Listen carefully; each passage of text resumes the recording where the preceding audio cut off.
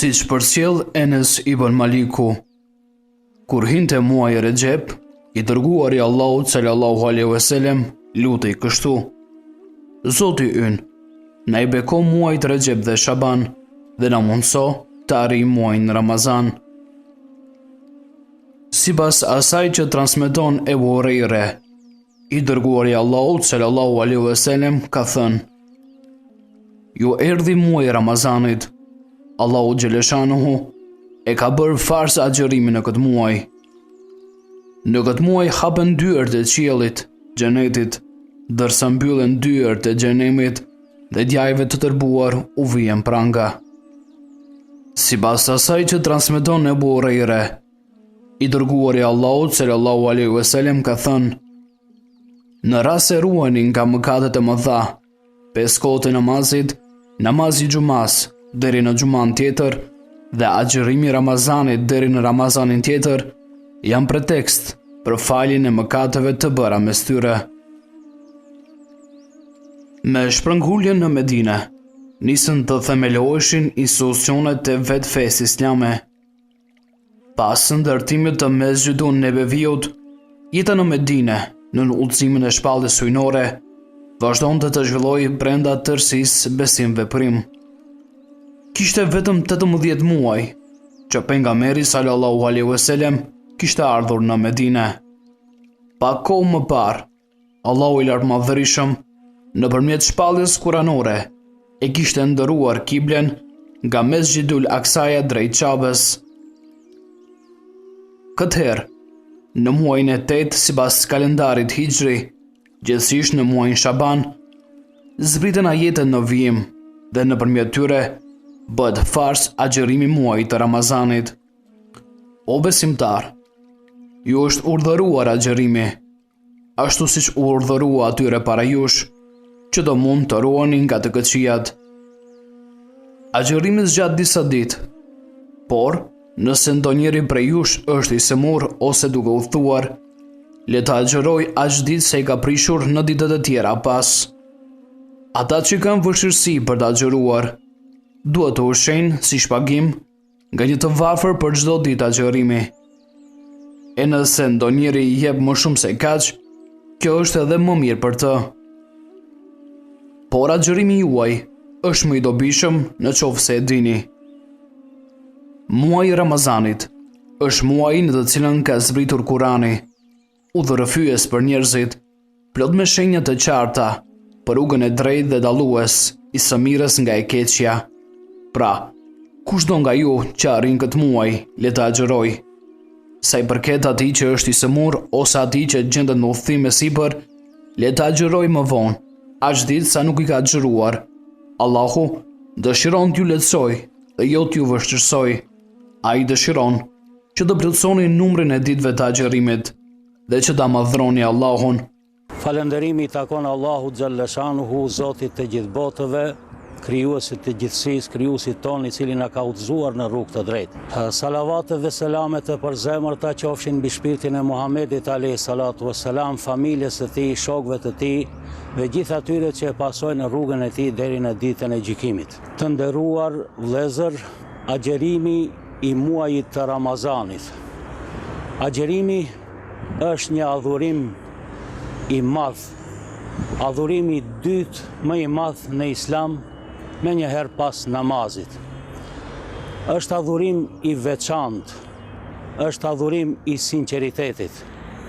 Allahu Xhaleshanuhu wa Xhalla Xjalaluhu në Kur'anin famëlart, kur na urdhëron për agjërimin e muajit të Ramazanit, thot: Bismillahirrahmanirrahim.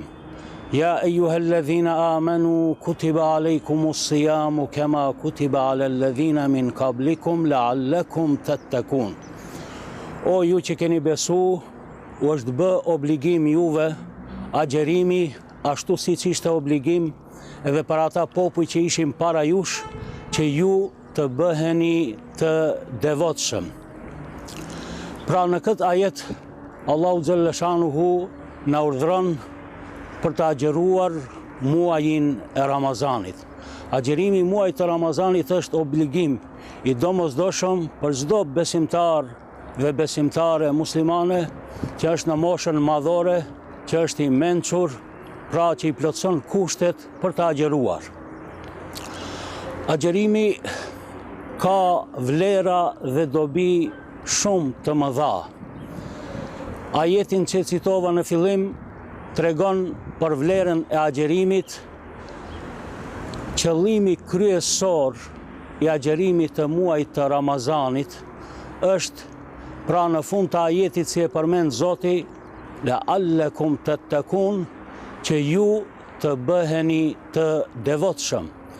Dhe kjo ka kuptim shumë të gjerë, që ju të ruheni prej të këqijave, të ruheni prej mëkateve, të ruheni prej dënimit të zjarit të xhehenemit, të ruheni prej të gjitha të këqijave, që ju të bëheni besimtar të afërt te Allahu xhalla shanuhu, që ju të bëheni besimtar të sinqert, që ju të bëheni besimtar të devotshëm te Allahu xhalla shanuhu, që ju pra të arrini shpërblimet e mëdha që i ka përgatitur Allahu xhalla shanuhu për besimtarët e devotshëm, për ata që agjerojnë me sinqeritet.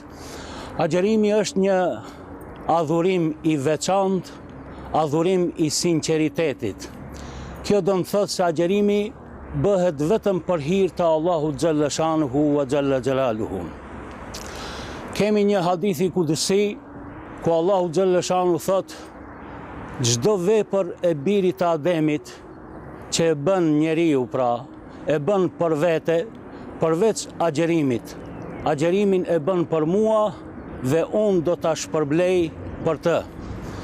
Çdo vepër që e bën njeriu, shpërblimet e Allahu i ka prej 10 deri në 700 fish, ndërsa agjerimi shpërblimin e ka të pakufizuar.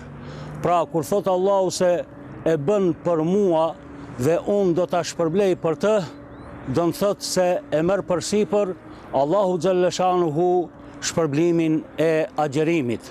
E kjo është një vlerë shumë e madhe. Do të thotë që ne i fitojmë shpërblimet e pakufishme të Allahu xhalla shanuhu. Ashtu si e shpërblen agjerimin pa kufi, ashtu e shpërblen durimin pa kufi. Allahu xhalla shanuhu thot: Bismillahirrahmanirrahim, innama yuwaffa Allahu as-sabiruna ajrahum bighayri hisab. Me të vërtet, Allahu durimtarët i shpërblen pa kufi. Pra edhe durimin e shpërblen pa kufi, edhe agjerimin e shpërblen pa kufi, do të thot e shpërblen shumë. Agjerimi ka shumë vlera, ka shumë dobi të mëdha. Me agjerim pra ne i afrohemi Allahu xhalla shanuhu. Me agjerim ne arrim sevape shpërblime të mëdha te Allahu xhalla shanuhu. Me agjerim falen mëkatet, gjunahet që i bëjmë ndaj Allahut. Pejgamberi alayhi salatu wassalam ka thënë: "Man sama Ramadana imanan wa ihtisaban, ghufira lahu ma taqaddama min dhanbihi." Ai i cili e agjeron Ramazanin me besim, me bindje të plot ndaj Allahu xhalla shanuhu, duke qenë i bindur se Allahu xhalla shanuhu këtë na e ka obligu, na e ka bën fars, dhe duke shpresuar në shpërblimet e Allahu xhalla shanuhu, Allahu ja fal mëkatet që i ka bë më parë. Muaji i Ramazanit është një muaj shumë i madh, muaj i mëshirës, muaj i faljes së mëkateve, muaj i shpëtimit nga zjarri i xhehenemit. Nëse nuk e shfrytëzojmë rastin që gjatë muajit të Ramazanit të na falen mëkatet, nuk ka rast tjetër më të mirë se sa në muajin e Ramazanit. Thot pejgamberi alayhi salatu wassalam, ka humbur apo i shkatruar është ai i cili e arrin muajin e Ramazanit dhe nuk i falen mëkatet. Muaji i bekuar i Ramazanit u ofronte muslimanëve mundësinë për të arritur vetëdijen e përgjegjësisë, domethënë devotshmërinë ndaj Allahut të Madhërisëm, dhe duke ngjisur në shoqëri solidaritetin social dhe vetëdijen e dhurimit, Pra duke edukuar vullnetin në një farë mënyre, formonte personalitetin e besimtarve. Muaji i Ramazanit është i vetmi muaj që i përmendet emri në Kuranin fisnik. Allahu i lartë madhërisëm nuk është mjaftuar vetëm me përmendjen e tij, por majetet e lartë përmendura e ka përcaktuar si muajin e agjërimit. Pikërisht për shkak të gjitha këtyre privilegjeve dhe specifikave të veçanta, muaji i Ramazanit në kulturën tonë është pranuar si sultani i 11 muajve. Fjala Ramazan nëpërmjet Islamit ka fituar kuptime krejtësisht të reja. Kur përmendet kjo fjalë, na sjell në mend një epokë të bekuar dhe një klimë të plotë qetësie dhe paqeje. Ky është muaji 9 hënor. Gjatë tërë muajit të Ramazanit, muslimanët si shoqëri përfshihen në dënsinë dhe emocionin e adhurimeve, sepse Ramazani është një periudhë e bekuar dhe frytdhënëse, edukimi që është dhuruar muslimanëve me qëllim që mes tyre të piqet më tej dija, besimi, adhurimi, morali, solidarizimi dhe vëllazëria mes tyre. Muslimani në këtë periudhë shqyrton dhe rishikon raportet e tij me Zotin Xheleshanuhu, me vëllezërit e tij, me vetveten si dhe me djallin. Pas një aktiviteti intenziv edukues që vazhdon një muaj të tërë, ditë e natë, ai del nga ky muaj më i fortë dhe më i pastër. Prej vlerave, dobive, urtësive të Ramazanit ka shumë dobi të mëdha. Ka dobi fizike, trupore, ka dobi shpirtërore, ka dobi sociologjike, shoqërore, ka dobi të pafundta agjerimi i muajit të Ramazanit. Për shembull, për dobit fizike, trupore, kemi një hadith të pejgamberit alayhis salatu wassalam, i cili thotë se sumu tasihhu, agjeroni që të jeni të shëndosh. Dhe medicina ka vërtetuar se agjerimi ju bën dobi shumë sëmundjeve psiqike të njeriut. E ndihmon dhe i trajton shumë sëmundje. Në për spitalet të ndryshme të botës e aplikojnë njëjtë sikur se agjerimi i trajton shumë sëmundje të njerëzve që kanë probleme psiqike. Pra, vërtetohet fjala e pejgamberit alayhis salatu wassalam se të agjerimi ka dhe dobi shëndetësore, ka dobi fizike trupore. Gjithashtu, pra, dobit shpirtërore janë të pafundta, pra e ushqen shpirtin e besimtarit me adhurim. Qëllimi i krijimit ton në këtë botë është adhurimi ndaj Allahut Xheleshanuhu. Dhe ky adhurim i veçantë, adhurimi i sinqeritetit që bëhet për hir të Allahut, e ushqen shpirtin e besimtarit. Besimtarin e bën më të ndershëm, besimtarin e bën më të moralshëm, më të edukuar. Pra, e stolis me moral të mirë, me karakter të mirë, edukon shpirtin e besimtarit, edukon me edukatën më të mirë. Për këtë, pejgamberi alayhis salatu wassalam në një hadith kur ju thot të rive, ja ma'shara shabab, man istata'a minkumul ba'a falyatazawwaj, o ju të ri, ai i cili prej jush ka mundësi që të martohet, le të martohet. Wa man lam yastati fa alayhi bis-sawm fa innahu lahu wija'un. Ndërsa ai i cili nuk ka mundësi të martohet, le të agjeroj, sa agjerimi është mburoj për të. Pra e ruan nefsin e tij, e ruan, e edukon agjerimi. Pra agjerimi luan një rol shumë të madh në aspektin edukativ, në aspektin moral. Ja forcon besimin besimtarit, ja përmirëson sjelljen, ja ruan nderin, ja forcon karakterin besimtarit.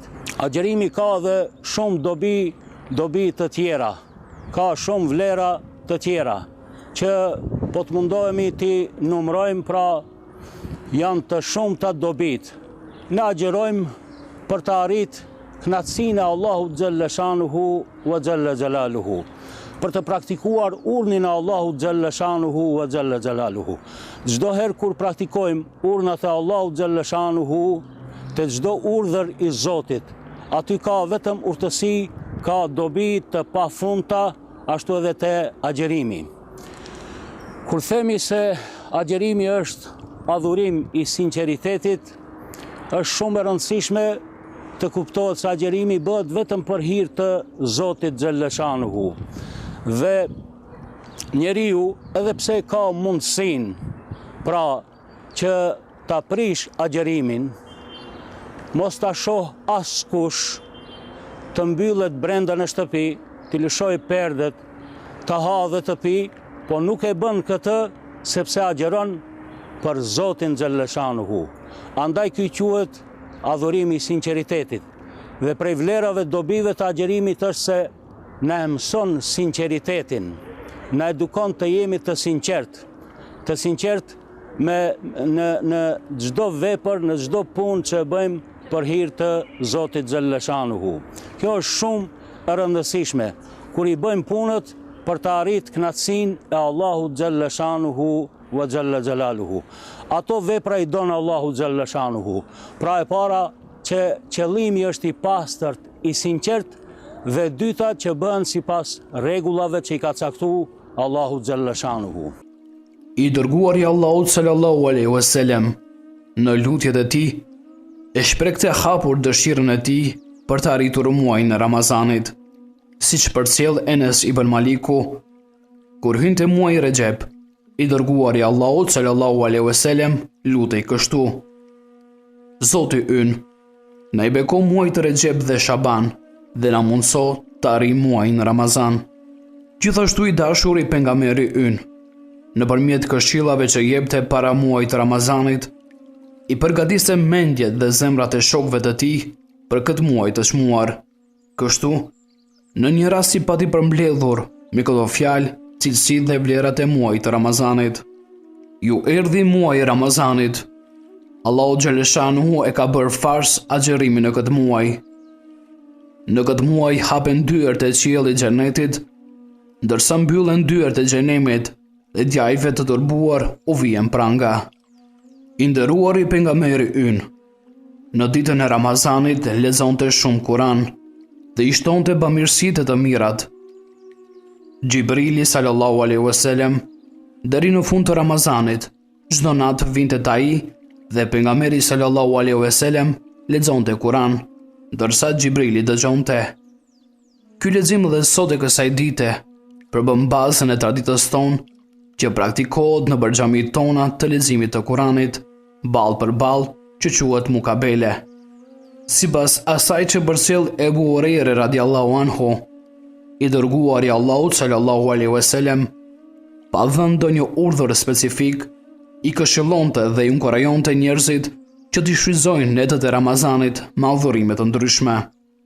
Kështu thoshte: kush agjeron muajin e Ramazanit me besim dhe duke e pritur shpërblimin vetëm nga Allahu xhalla shanuhu, i falen mëkatet e së kaluarës.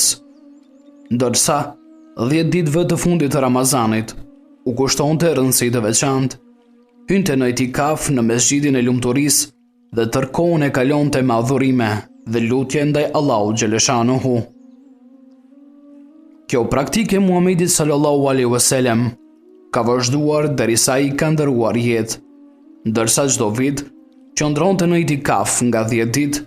Në vitin që ka ndëruar jetë ka qëndruar 20 ditë, po në atë vit, në muajin e Ramazanit, ja ka lexuar 2 herë Gjibrilit sallallahu alaihi wasallam Kur'anin fisnik. Agjerimi ka dhe dobi tjera, na ruan, na mbron nga zjarri i xhehenemit. Pejgamberi alayhi salatu wassalam thot: agjerimi është mburoj nga zjarri i xhehenemit. Gjithashtu thot: kur vjen muaji i Ramazanit, hapen dyert e xhennetit, mbyllen dyert e xhehenemit dhe prangosen djajt. Pra besimtarët gjatë muajit të Ramazanit angazhohen me vepra të mira, me adhurime, me lutje, me vepra të mira që të gjitha ato të çojnë në xhenetet e Allahut xhalleshanuhu. Largohen prej veprave të këqija, largohen prej gjunaheve, mëkateve, janë të kujdesshëm gjatë agjerimit, sepse nuk mjafton që ne me agjerim të ndalohemi vetëm nga haja, pija dhe kënaqësia e epshit, por me agjerim duhet të agjerojnë të gjitha gjymtyrët e trupit tonë. Duhet të agjerojmë edhe me zemër, edhe me shpirt, sepse nuk do të kishte efekt agjerimi nëse ne largohemi vetëm nga haja, pija dhe kënaqësitë e epshit e nuk largohemi nga fjalët e këqija dhe nga veprat e këqija. Këtë thot pejgamberi alayhi salatu wassalam, ai i cili nuk largohet nga fjala e keqe dhe nga veprat e këqija, ai nuk ka nevojë që të largohet nga haja dhe pija. Pra ka prej tyre që nuk arrin prej agjerimit vetëm se urin që e kanë. Pra ne duhet të mundohemi që të bëhemi që të agjerojmë me të gjitha gjymtyrët e trupit ton, të agjerojmë edhe me zemër, të agjerojmë edhe me shpirt, dhe kështu që agjerimi neve të na bëj besimtar më të mirë, më të devotshëm. Mbrojtje nga zjarri i xhehenemit, thot pejgamberi alayhi salatu wassalam, një ditë agjerim për hir të Allahut xhalleshanuhu e largon besimtarin nga xhehenemi sa largësia mes tokës dhe qiellit. Në një transmetim tjetër thot se e largon 70 vjet nga zjarri i xhehenemit. Pra muaji Ramazanit është edhe mbrojtje, lirim nga zjarri i xhehenemit. Çdo ditë të muajit të Ramazanit dhe çdo natë të muajit të Ramazanit, Allahu i fut në listat e liruarve nga zjarri i xhehenemit agjeruesit që agjerojnë për hir të Allahut xhalleshanuhu. Për agjeruesit gjithashtu ka përgatit shpërblime të mëdha në xhennet. Një derë e xhennetit është që e ka emrin dera Er-Rayyan, që nga ajo derë do të hynë vetëm agjeruesit. Mbi shkrimi të ajo derë do të jetë ku janë agjeruesit. Do të hynë të gjithë agjeruesit deri te agjeruesi i fundit dhe ajo derë e xhennetit do të mbyllet. Allahu na mundsoft të gjithëve që të hyjmë në xhennet nga dera Rayyan. Një ndër elementet më të rëndësishme që e bën më të çmuar dhe më të bekuar muajin e Ramazanit është nata e Kadrit. I dërguar i mëshirës, kësaj natë i kushtonte rëndësi shumë të madhe. Prandaj, lidhur me natën e Kadrit, e cila është e fshehur në muajin e Ramazanit, ai thoshte: kërkojini natën e Kadrit në 10 ditët e fundit të Ramazanit, për shkak të mundësisë që nata e Kadrit të jetë në netët teke gjatë 10 ditëve të fundit të Ramazanit. Ai sallallahu alaihi wasallam bashkë me anëtarët e familjes, netët e 23, 25 dhe 27 i kalonte duke bërë ibadet gjatë.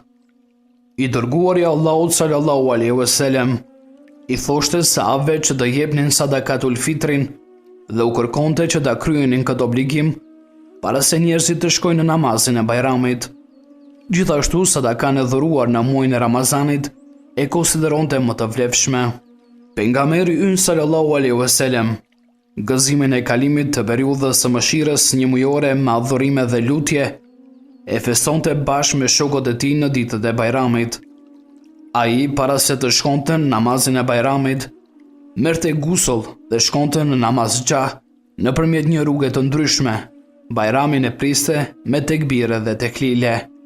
Sado që muaji Ramazanit është përcaktuar si muaj i bekuar nga Allahu i lartëmadhërisëm, përfitimet nga bekimet e tij janë lënë në dëshirën dhe vullnetin e muslimanit. Për atë që e shfrytëzon, Ramazani është një stinë e pashosh korjesh, një klim pastrimi material dhe shpirtëror, kurse për atë që arrin muajin e Ramazanit dhe nuk ja di vlerën, do të jetë një mundësi e humbur, madje mëkat. Muaji i Ramazanit është bollëk, gosi e shpërblim, është delikatesë muaji i Ramazanit, është adhurim, mëshirë, falje. Muaji i Ramazanit është devotshmëri, është mbrojtje për shpirtin dhe epshin, për individin dhe shoqërinë. Muaji i Ramazanit është shpëtim, mirëqenie, qetësi paqe, ngopje, pjekuri. Muaji i Ramazanit është vëllazërim, solidarizim dhe ndarje të mirave. Muaji i Ramazanit e bën të pasurin të kuptojë të varfërin dhe ta përjetojë, qoftë edhe pjesërisht gjendjen e tij. Muaji i Ramazanit do të thotë të kuptosh vlerën e mirësive, duke qëndruar përkohësisht larg nga ngrënia dhe pirja, si dhe përkujtim i detyrës së falënderimit ndaj dhuruesit të këtyre mirësive, ndaj Allahut të lartëmadhërisëm. Muaji i Ramazanit është mundësia më e mirë për të dhënë fund zakoneve të këqija dhe shansi më i mirë për të hapur faqe të reja drejt të mirës dhe të bukurës. Përjetimi plot i Ramazanit me këtë vetdije do të bëjë që muaji në vijim, madje tërë viti të jetë i frytshëm. Muaji i Ramazanit është muaji në të cilin ka zbritur Kur'ani famëlart. Allahu xhalla shanuhu thot: Bismillahirrahmanirrahim, Shahru Ramadan alladhi unzila fihi al-Quran hudan lin-nasi wa bayyinatin min al-huda wal-furqan. Muaji i Ramazanit është muaji në të cilin ka zbritur Kur'ani, udhërrëfyes për njerëzit dhe sqarues i rrugës së drejtë nga rruga jo e drejtë, jo e vërtetë, dhe dalluesi të vërtetës nga jo e vërteta. Muaji i Ramazanit si muaj është i vetmi i cili përmendet në Kur'anin famëlart. Pra në këtë muaj të bekuar, Allahu ja shpalli pejgamberit ton Muhammedit alayhi salatu wassalam Kur'anin famëlart. Dhe atë në natën e Kadrit. Thot Bismillahirrahmanirrahim, Inna anzalnahu fi lejlatil qadr, wa ma adraka ma lejlatul qadr, lejlatul qadri khairun min alfi shahr. Me të vërtet, ne kemi zbrit atë Kur'anin në natën e Kadrit. Nata e Kadrit është më e mirë se 1000 muaj. E ç'të bëri të dish ti se ç'është nata e Kadrit? Pra nata e Kadrit është më e mirë se 1000 muaj. Pra natë e madhe që nëse llogarisim me vite i bjen mbi 83 vite. Llogari një natë më e vlefshme se 83 vjet. Natën në të cilën për herë të parë pra i zbriti Kur'ani famëlart pejgamberit alayhi salatu wassalam.